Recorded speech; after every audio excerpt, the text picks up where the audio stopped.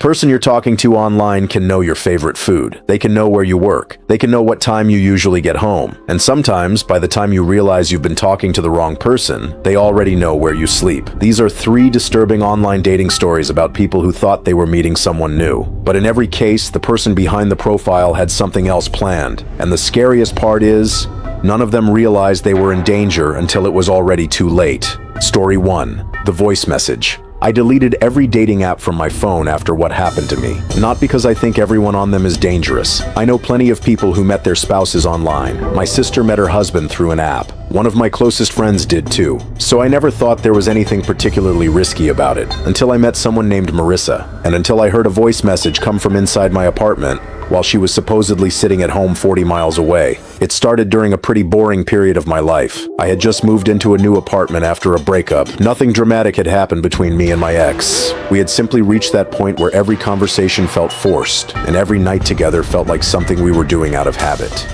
When we finally split up, I thought I'd enjoy living alone. For the first few weeks, I actually did. Then the silence started getting to me. I worked from home 3 days a week, and I didn't know many people in the area yet. Most mornings I would wake up, make coffee, sit in front of my computer, work for 8 hours, order food, watch something on TV, and go to bed. It became repetitive.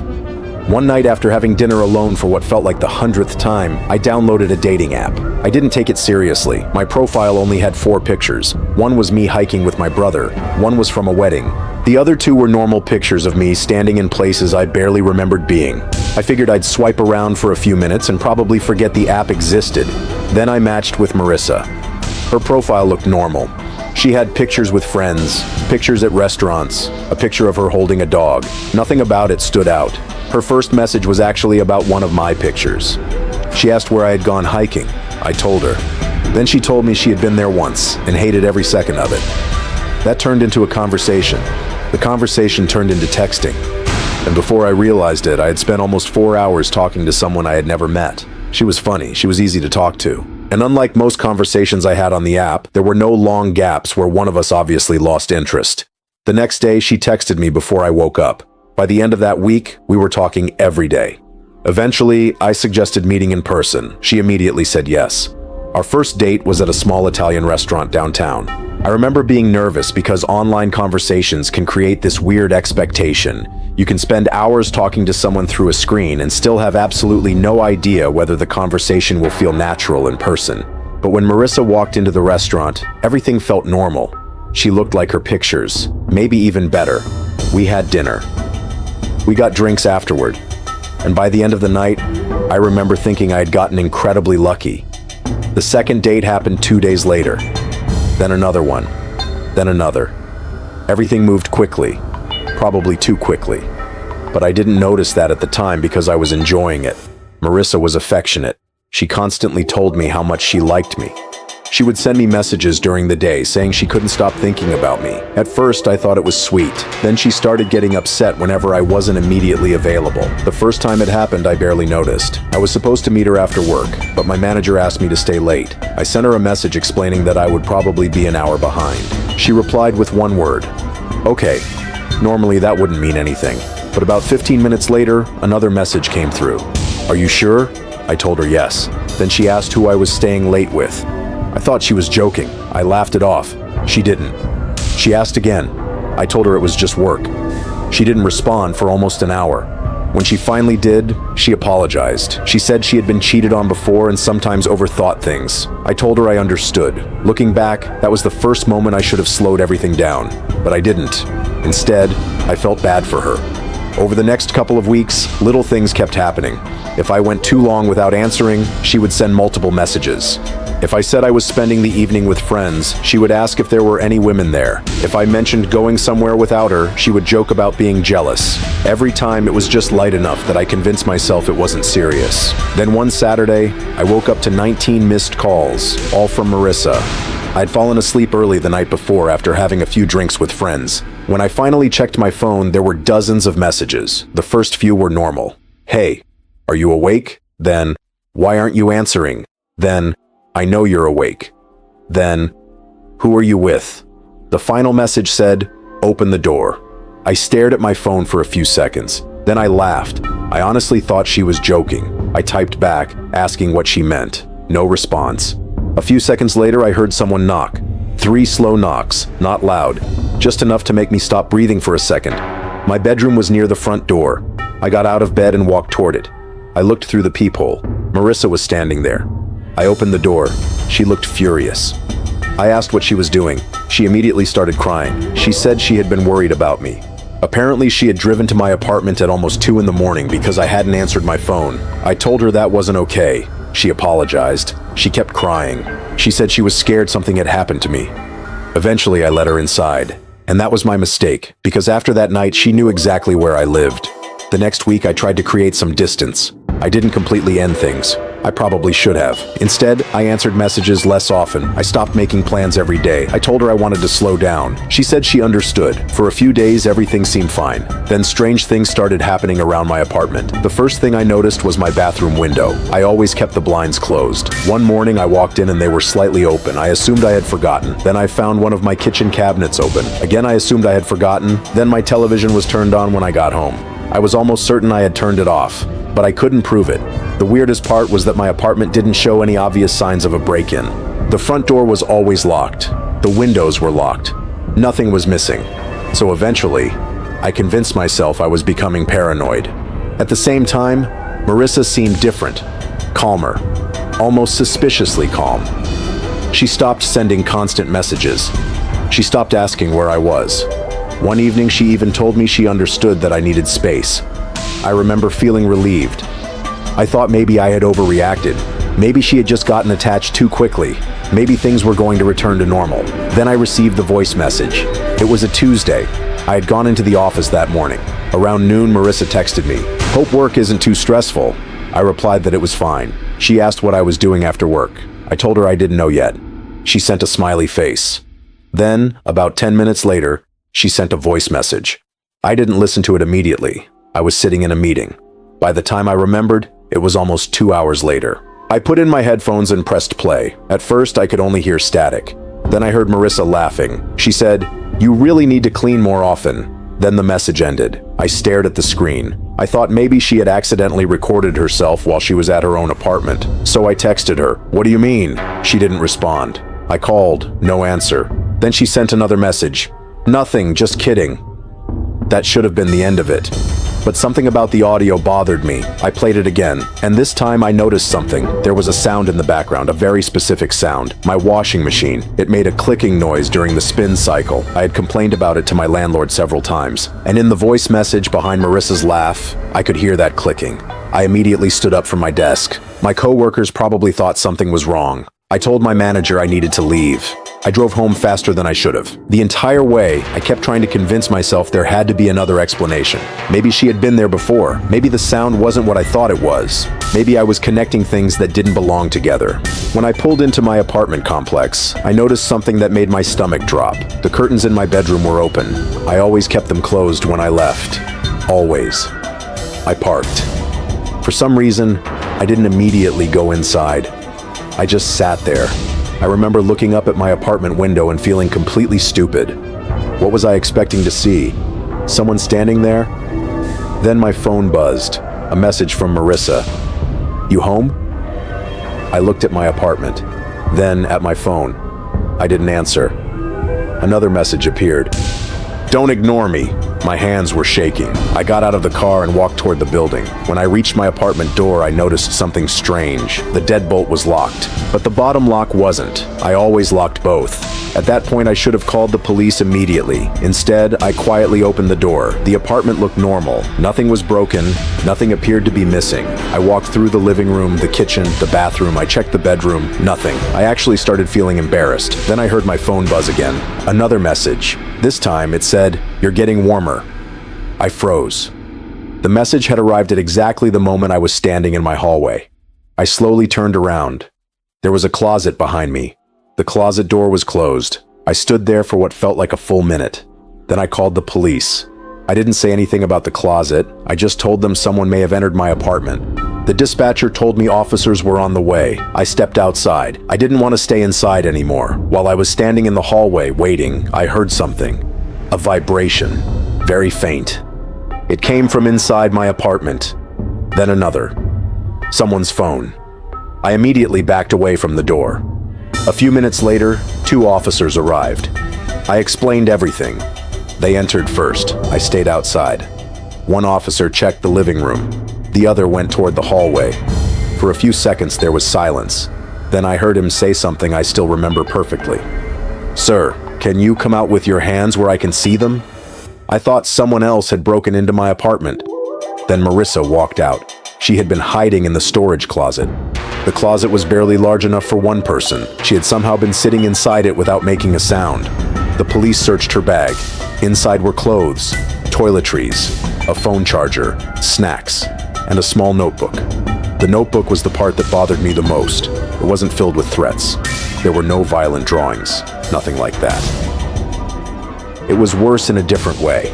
It contained information about me, my work schedule, the names of my coworkers, the days I usually went to the grocery store, the places I'd mentioned wanting to visit. There was even a note about what time my bedroom light usually turned off. The police asked how long she had been entering my apartment. She refused to answer, but they found something else. Behind the washer in the laundry room, there was a spare key, a key I had completely forgotten existed. Months earlier, my landlord had left it there during a maintenance visit. Apparently, Marissa had found it during one of her previous visits. She had been letting herself in, I don't know how many times. That was the worst part. I could understand one break-in, one terrible decision, but not knowing how many times someone had been inside your home is different. For months afterward, I would wake up at night and wonder whether she had ever stood in my bedroom while I was asleep, whether she had ever watched television on my couch, whether she had eaten food from my refrigerator, whether she had been inside the apartment during all those times I thought I was alone. The police eventually contacted me and told me there would be restrictions preventing her from contacting me. I moved anyway. I didn't care about the cost. I didn't care that my lease wasn't over. I couldn't sleep in that apartment again. A few months after moving, I received a notification from an unknown number. It was another voice message. My entire body went cold. For almost 10 minutes, I couldn't bring myself to press play. When I finally did, there was no voice, no threat, no breathing, just the sound of a washing machine clicking in the background. I changed my number the next day. And to this day, whenever I hear that same mechanical clicking sound from a washing machine, I don't think about laundry. I think about someone sitting silently in the dark, listening to me live my life, while I had absolutely no idea she was there. Story 2. The empty rest stop. The woman I was supposed to meet never arrived. At least, that's what I believed. Because I could see the entire rest stop parking lot from my car. There wasn't another vehicle there. No headlights, no movement, nothing. But for the next 20 minutes, someone using her phone tried to convince me to walk into the woods behind the building. And when I finally decided to leave, a man stepped into the middle of the road directly in front of my car. This happened after I had been talking to a woman named Natalie for about 2 weeks. We matched through a dating app while I was traveling for work. I spent a lot of time driving between cities and I didn't have much of a social life outside of my job. So when Natalie and I started talking, it was actually a nice distraction. She lived in a town about an hour from where I was working that week. Our conversations were normal. Nothing immediately stood out. We talked about movies, music, bad jobs, family. Eventually, we moved from the dating app to texting. I checked her social media. She seemed real. Her accounts weren't brand new. She had pictures going back several years. There were comments from people who appeared to know her. She had tagged friends. Friends had tagged her. Everything looked legitimate. After about 2 weeks, we decided to meet. The plan was simple. I would finish work around 10 at night. She was getting off late too. We would meet halfway between our towns at a 24-hour diner near the highway. I remember thinking the time was inconvenient, but I didn't think it was dangerous. It was a diner, right next to the highway. There would be employees and other people around. At least that's what I expected. Around 9:30, Natalie texted me. She said she had a problem. Her car wouldn't start. I asked if she was okay. She said she was. Then she suggested another place. There was a rest stop about 15 minutes from where I was. She said her cousin was going to give her a ride there. I told her that seemed strange. Why wouldn't her cousin just take her home? She said she really wanted to meet me, and because I was already driving in that direction, I agreed. She told me exactly where to park.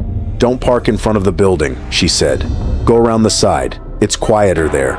Again, I didn't think much about it. When you're talking to someone you think you know, even if you've only known them for a couple of weeks. You don't analyze every sentence. You just assume they're telling you where they are. I arrived at the rest stop a little after 10, and the moment I pulled into the parking lot, something felt wrong. The place was completely empty. Not just mostly empty, completely. There were no cars at the gas pumps, no trucks, no other people using the restrooms. The main building was dark. I checked the sign. It said the rest area was open 24 hours. I texted Natalie, "I'm here." She immediately replied, "I can see you." I looked around. Nothing. I got out of the car. The night was cold. There was a line of trees behind the rest stop and a small patch of grass separating the building from the woods. I looked toward the tree line. Still nothing. I texted her again. "Where are you?" She responded, "Behind you." I spun around. The parking lot was empty. At this point, I was annoyed more than scared. I thought maybe she was trying to surprise me, so I called her. The phone rang, and then I heard it. A ringtone, somewhere behind the rest stop. Not close, but close enough. I hung up. The ringing stopped. I called again. This time I listened carefully. The sound came from the trees. Natalie sent me a message. "Why are you being so weird?" I typed back. "I'm standing in an empty parking lot." She replied almost immediately. "Just walk toward the picnic tables." There were picnic tables behind the building. I could barely see them in the darkness. I stood there for a few seconds. Then I started walking. I don't know why. Maybe because I still believed there had to be a logical explanation.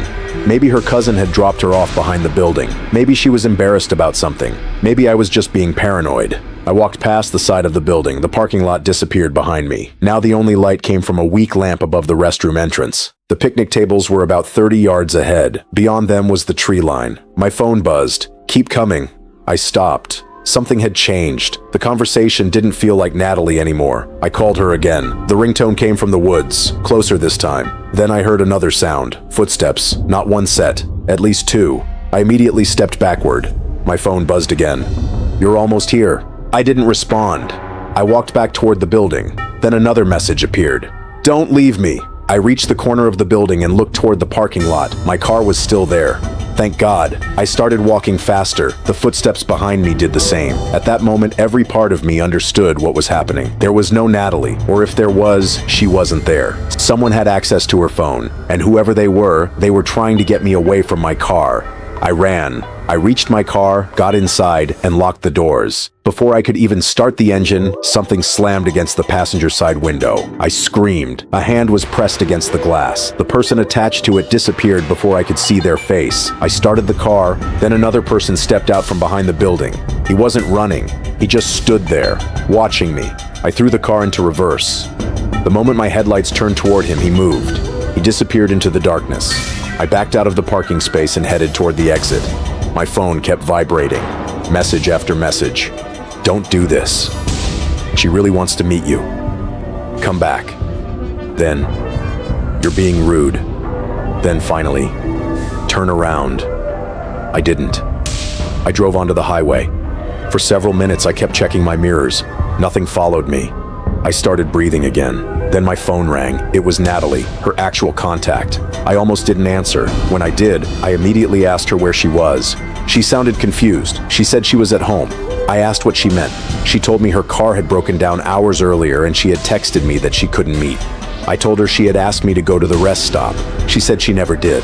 I told her someone had been messaging me from her number. There was a long silence. Then she said something that made me pull over.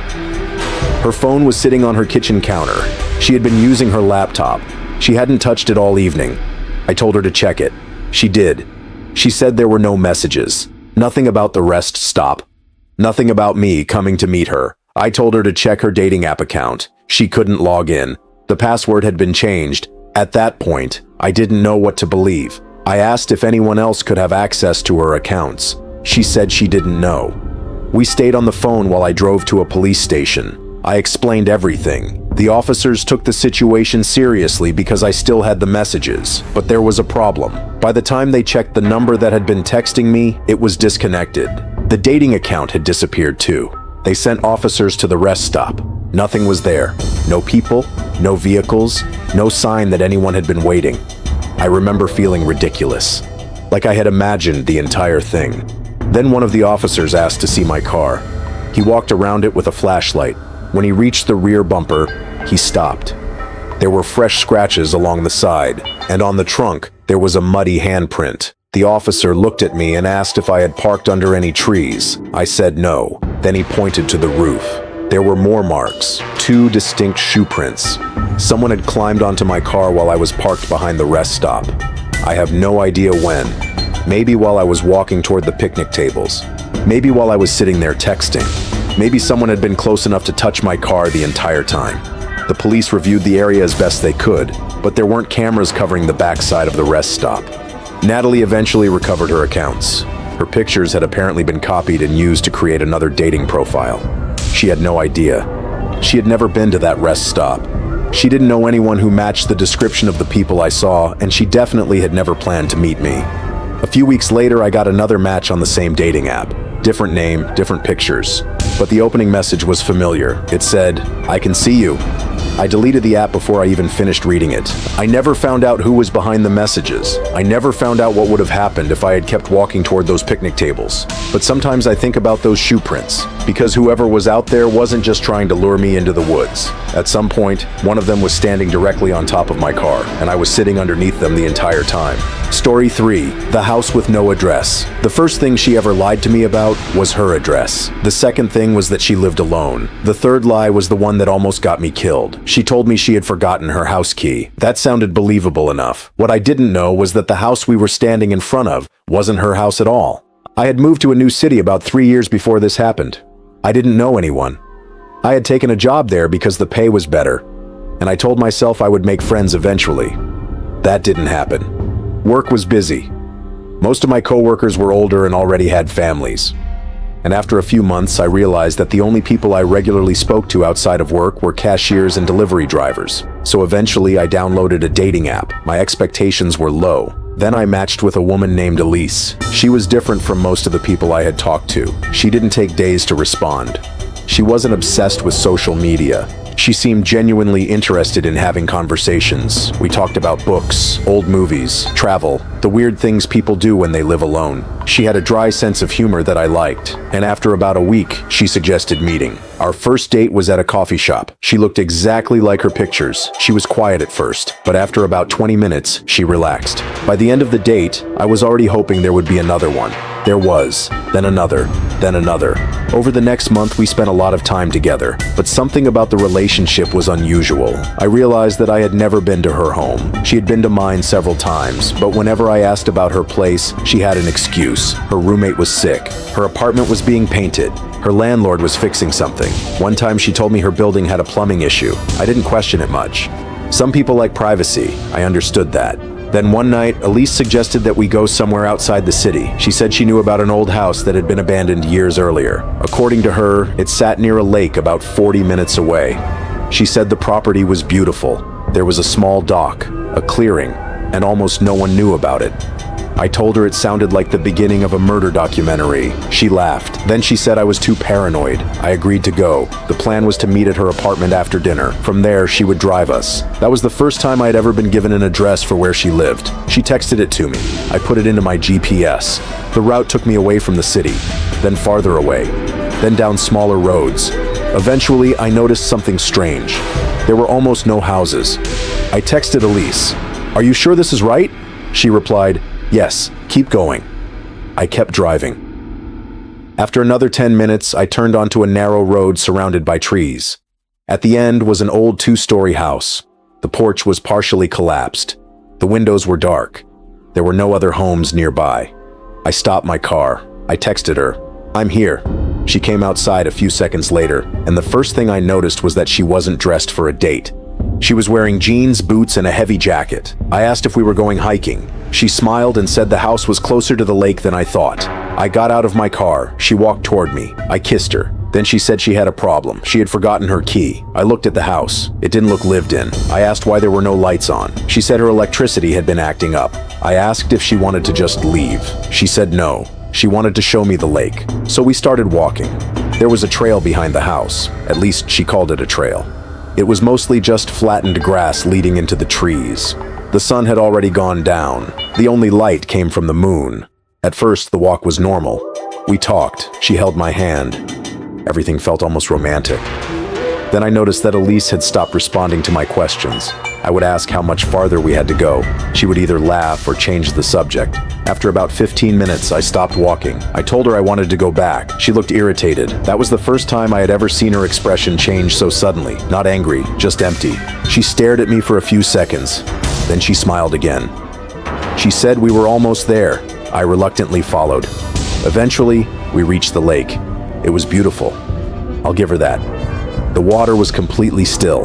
There was an old wooden dock, and across the lake, I could see the faint outline of hills.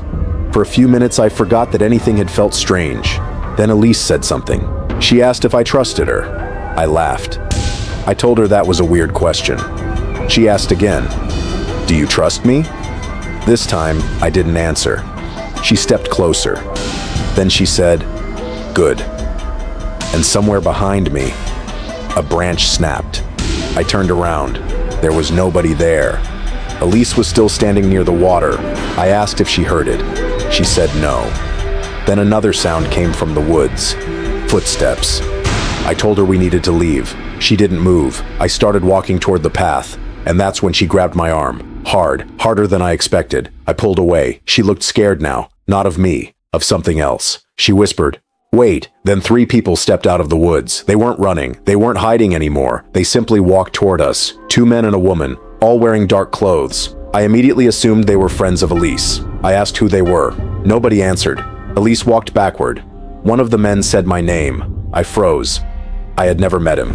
He repeated my name. Then he said, "You shouldn't have come here." I looked at Elise. She wouldn't look at me. That was the moment I understood. She had brought me there. But I still didn't understand why. I backed away. The woman stepped toward the path, blocking it. One of the men pulled something from his pocket. At first I thought it was a knife. It wasn't. It was a bundle of plastic zip ties. I didn't wait to find out what they were for. I ran. I went straight into the trees. I didn't follow the path. I didn't know where I was going. I just knew that I didn't want to be standing near those people anymore. I could hear someone behind me. Then another person. They were chasing me. I ran downhill. Branches hit my face. I slipped twice. At one point, I fell into shallow water and completely soaked one side of my body, but I kept moving. Behind me, I heard Elise scream my name. She wasn't telling me to stop. She was screaming something else. "Not that way." I didn't listen. I kept running.